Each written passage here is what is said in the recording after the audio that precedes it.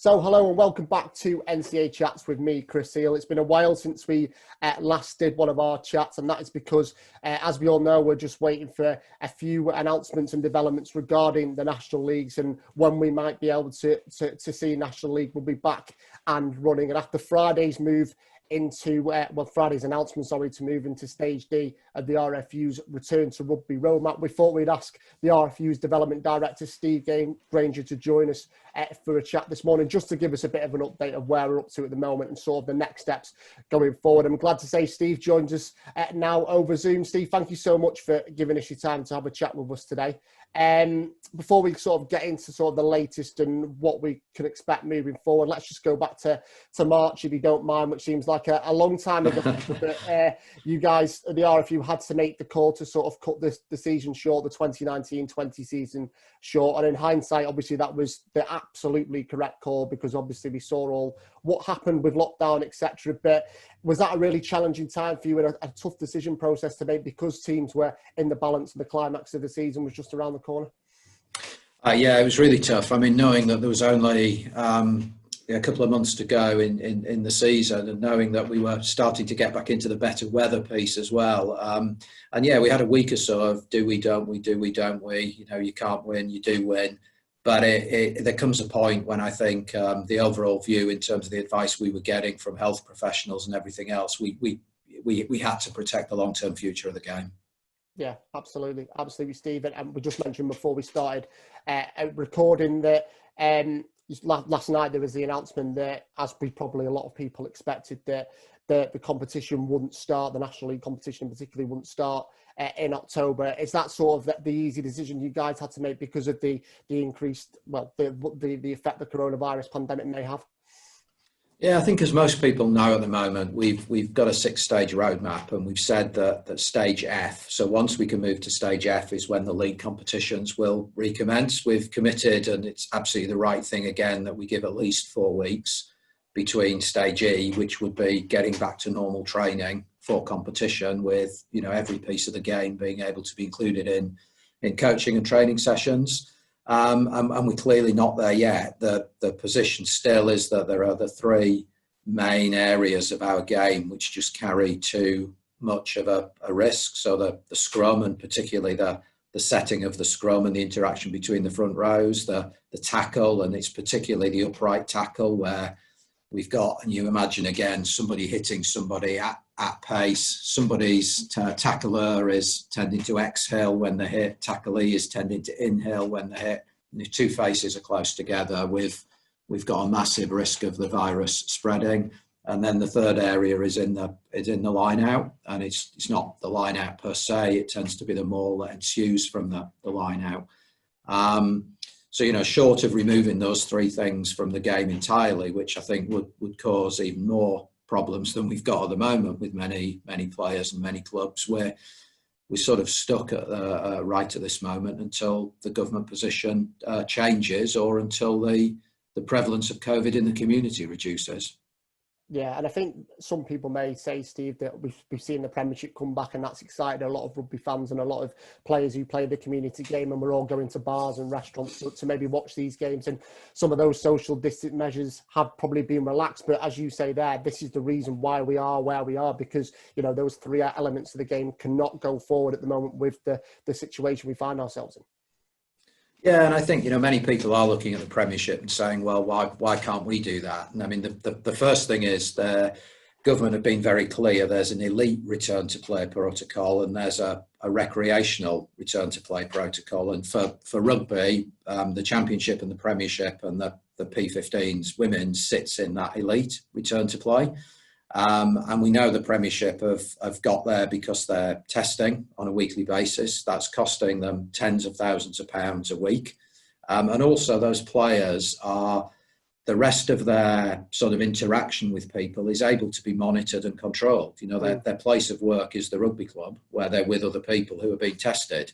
In our national leagues, many of our players are going out. You know, you imagine a squad of 30, all of whom are going to a workplace every day, all of whom are probably interacting with 10, 20, 30, 40, and more than that, other people. The multiplier effect of that is just huge. And that's what probably understandably at the moment, Public Health England and government are concerned about.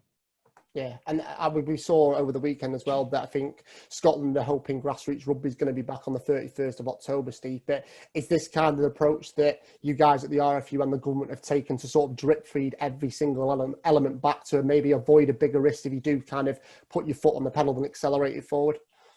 Yeah, I mean, I think what's happened in Scotland is that they've put some dates to each step of their roadmap, and the Scottish executive have approved that plan with a caveat that they will put the brake on at any point. So really, what the approach they seem to have taken in Scotland is one of we'll accelerate and then apply the brake.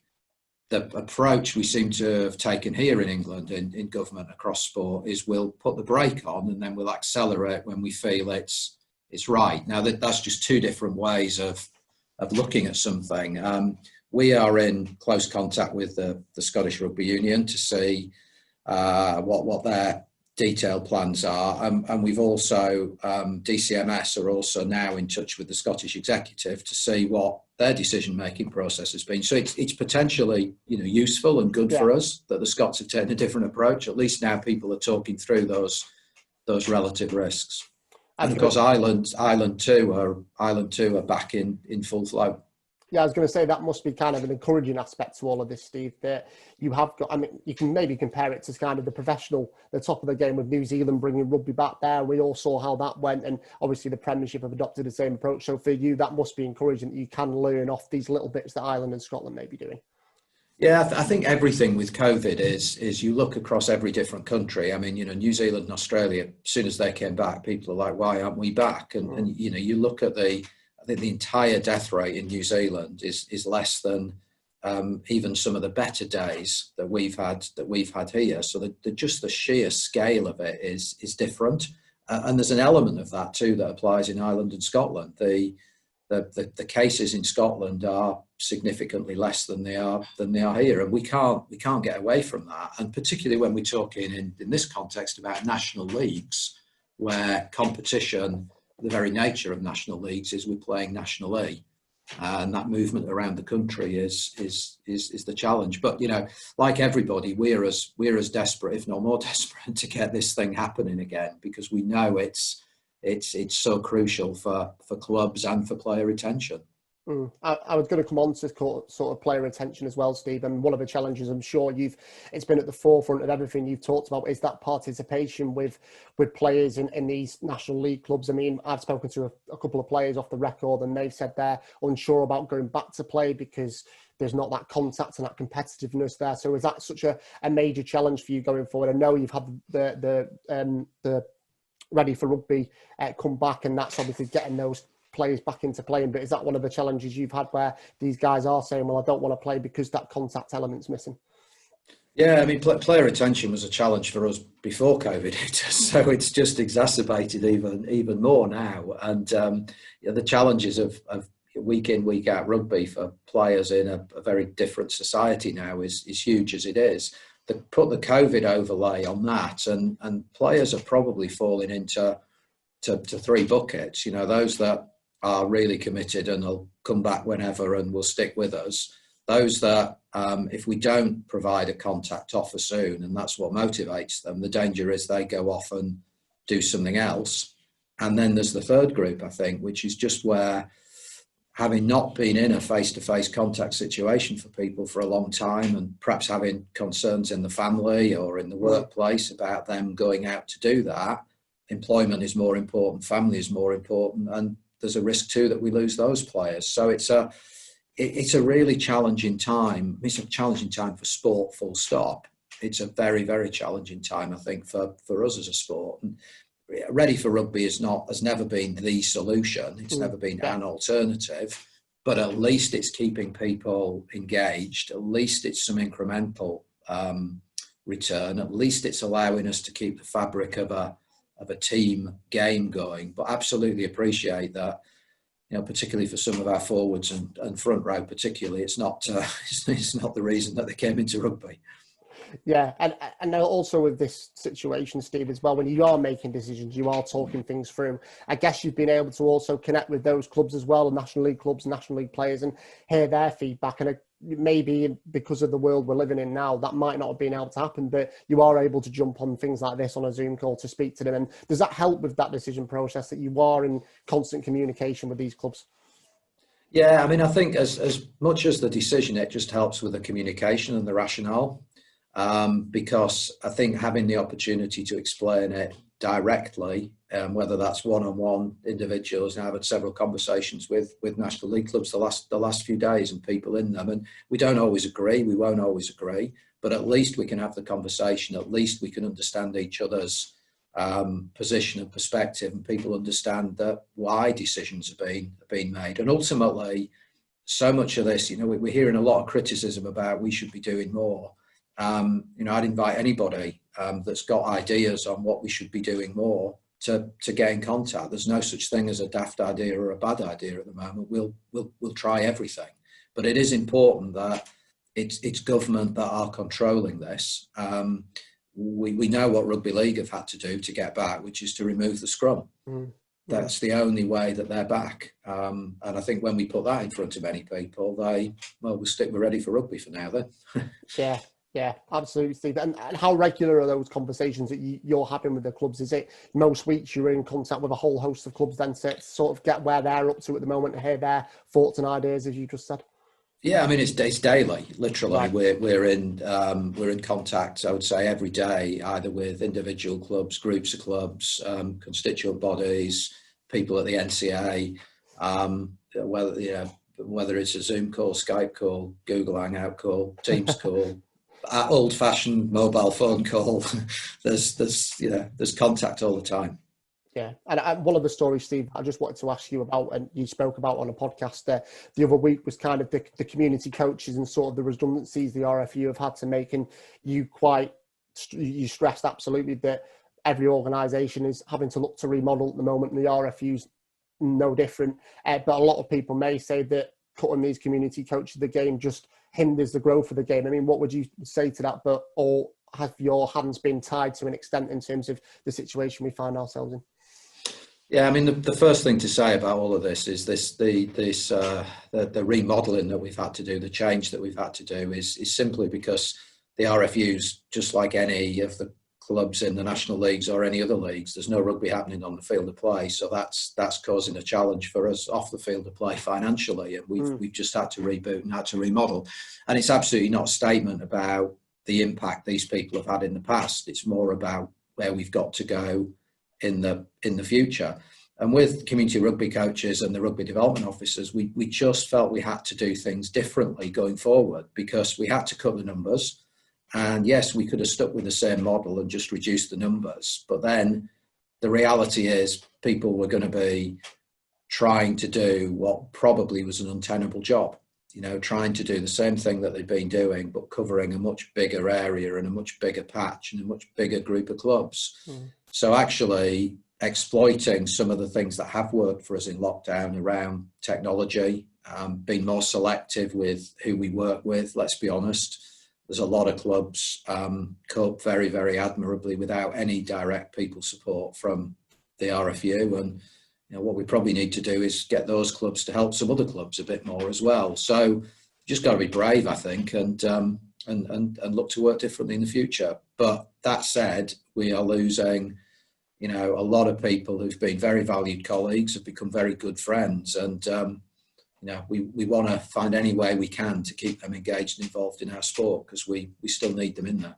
Yeah, absolutely. Most definitely, Steve. And in terms of looking ahead then to potentially this season and next season, these probably aren't questions you're going to be able to answer, because you said there that you are taking it on a 4-week basis and then reassessing where we are. But I know there's been talk about this season maybe being a 22-game season, or maybe keeping it still to 30, or reducing it for whichever way you want to look at it. Is there any more conversations or many updates you can give us on that? Or is it, as I just said there, you can't really make the decision at the moment?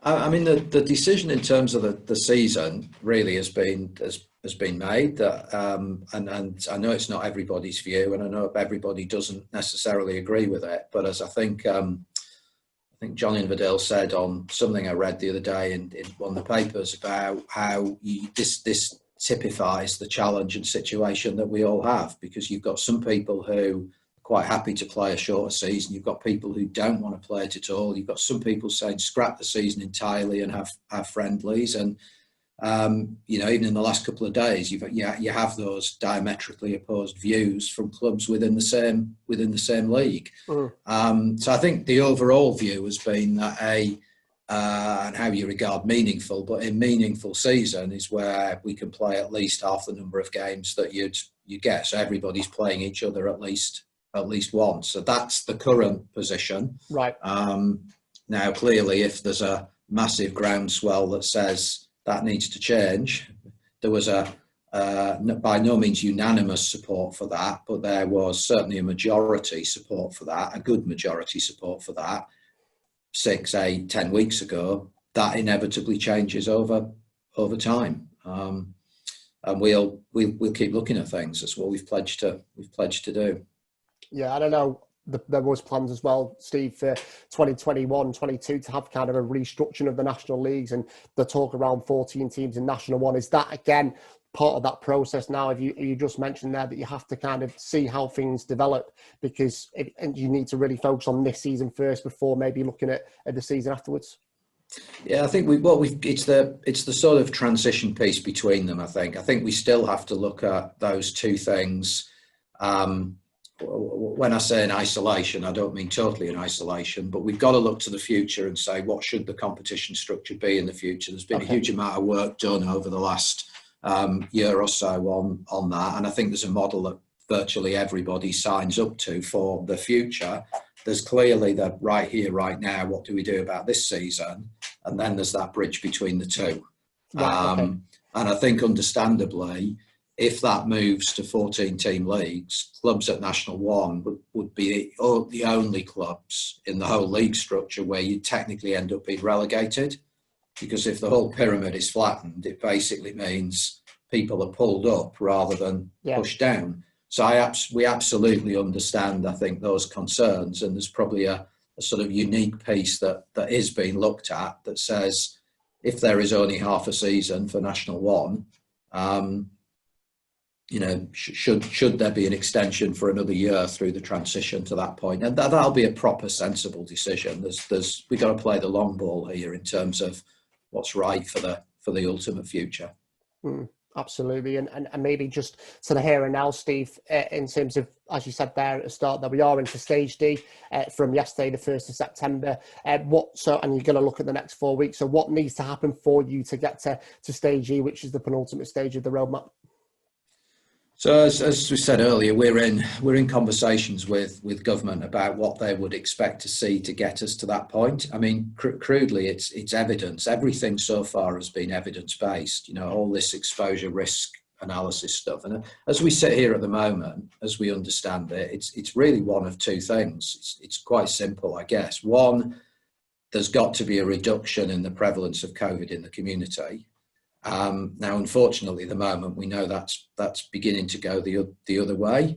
We've probably got a big test point, haven't we, the next couple of weeks as schools go back, and we've probably seen the biggest migration of workers back into the workplace in these few weeks. So the next 2 to 3 weeks should be an interesting test, I guess, of that. And I guess you might say, if that happens, the second thing, which is a different sort of risk that government are prepared to take. We've gone from a total lockdown to a reduced lockdown to we've seen freedoms coming in elsewhere.